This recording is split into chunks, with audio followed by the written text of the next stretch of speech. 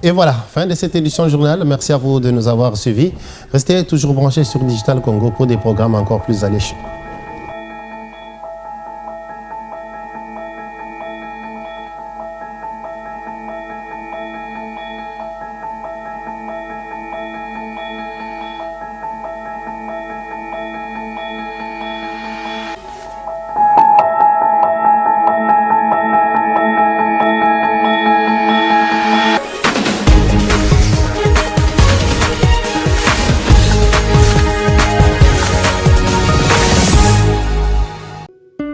Ils ont brisé ses rêves en disant qu'il doit partir. Il n'a pas eu le temps d'expliquer. Ils ont dit qu'il doit partir. L'idée était de voir si les efforts de l'UNICEF aux côtés des partenaires, le PAM, la FAO, les partenaires du gouvernement, nous avions réussi à faire une différence et à faire évoluer les indicateurs dans le bon sens. Nous avons visité 2 centres de formation, un pour la menuiserie, l'autre pour un atelier de couture, 2 compétences professionnelles qui sont très prisées. Dans l'atelier de menuiserie, il y avait 3 apprenants qui étaient en formation, dont 2 filles, et qui en 4 mois nous ont montré qu'elles étaient capables de faire un banc d'une grande qualité, même très joli esthétiquement.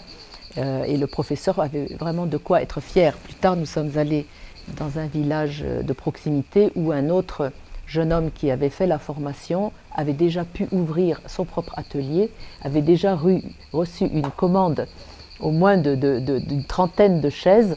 Et vous voyez qu'il était déjà à même de subvenir à ses besoins, à contribuer aux besoins de sa famille, tellement qu'il avait pu acheter quelques petits lapins et autres pour diversifier ses revenus et continuer si vous voulez, de progresser dans la vie. Donc c'est un témoignage très fort parce qu'une famille qui était défavorisée, un jeune qui peut-être ne voyait pas d'opportunité pour son avenir, en très peu de temps a repris le contrôle de sa destinée et est capable de subvenir à ses besoins, à ceux de sa famille, et même avait commencé à faire la formation d'un ou 2 plus jeunes de la communauté pour leur donner les outils. C'est très important parce que par résilience, nous, UNICEF, nous entendons donner aux individus la capacité de se prendre en charge de façon à pouvoir être des citoyens productifs et aussi mieux préparés quand il y a des chocs, diminuer leur vulnérabilité. Et je vois que l'expérience que nous avons ici au Sud Kivu nous donne des clés qu'il faudra bien documenter, bien continuer d'affiner avec nos différents partenaires et puis après passer à l'échelle. Ce qui était très touchant et très émouvant, c'est que ces propres jeunes faisaient le plaidoyer. Ils étaient extrêmement reconnaissants de la chance qui leur était donnée et ils appelaient à ce que tous les autres jeunes puissent bénéficier du même soutien. Donc il y avait une solidarité et un appel, si vous voulez, à la mobilisation pour que beaucoup plus d'assistance soit mise à la disposition de leur communauté et eux-mêmes étaient prêts à faire le premier pas. Nous, de notre côté, UNICEF, nous pouvons simplement dire à toutes les bonnes volontés, les bailleurs, ceux qui s'intéressent à l'avenir de la RDC que nous avons des solutions qui sont efficaces, des solutions qui sont bon marché, qui ont des résultats tangibles, concrets et durables dans un temps remarquablement court. Il s'agit d'investir encore plus. Les jeunes sont prêts à faire leur partie. Il faut que nous puissions leur amener les moyens d'aller de l'avant. Les projets que j'ai visités sont financés par BMZ, un partenaire allemand que nous remercions chaleureusement. Toutes les autorités que nous avons rencontrées ont donné de leur temps, de leur énergie. Nous les remercions chaleureusement. Toutes les ONG locales, c'est vraiment un grand message de remerciement, un message de félicitations pour le chemin parcouru et un message d'encouragement à faire plus. Parce que nous, UNICEF, nous voulons qu'il n'y ait aucun enfant laissé de côté et que tant que des familles défavorisées n'auront pas les moyens de donner à leurs enfants la santé, la nutrition, l'éducation, qui leur permettra d'aller de l'avant et d'être des citoyens productifs, nous n'allons pas baisser les bras et nous continuerons aux côtés de nos partenaires.